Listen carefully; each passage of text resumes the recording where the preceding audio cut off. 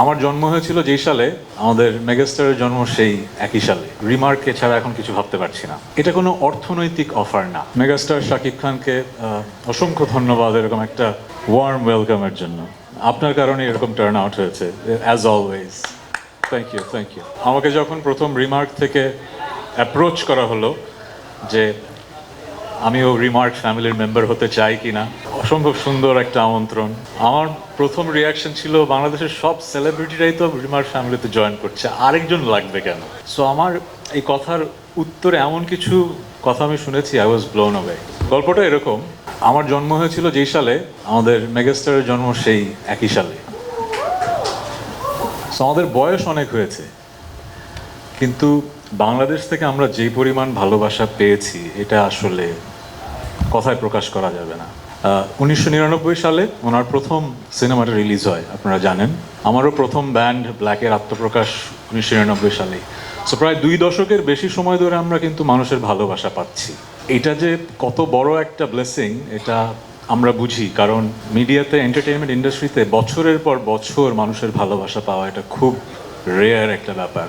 So আমাদের কিন্তু দায়বদ্ধতা অনেক বেশি আমাদের এই দেশের প্রতি, মানুষের ভালোবাসা যেহেতু অনেক পেয়েছি। সো আমার যেটা মনে হয়েছে, একটা ফ্যামিলি যখন হয়ে যায় তখন যেটা হয়, সিনার্জি কাজ করে। আমি তো শিক্ষকতা করেছি, তো একটু শিক্ষকের মতো কথা বলছি।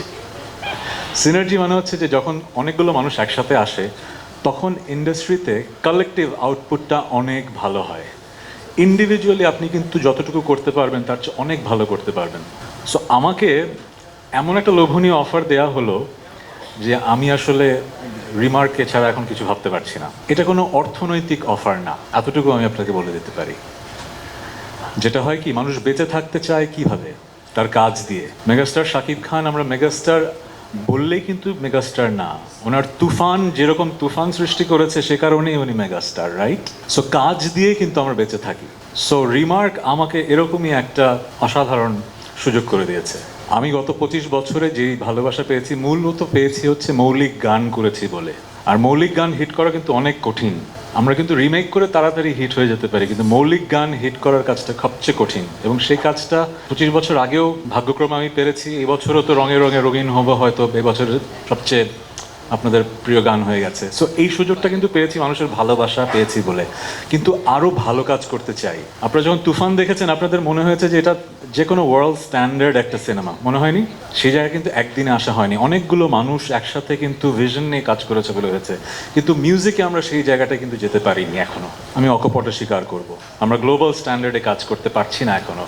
সো আমার বিশ্বাস, আমি রিমার্কের কাছ থেকে যে প্রমিস পেয়েছি, আগামী 1 বছরে you will get to see বাংলাদেশের মিউজিককে আমরা আরও অনেক উপরের উচ্চতায় নিয়ে যাব। Thank you Shakib Khan, the mega star with a vision.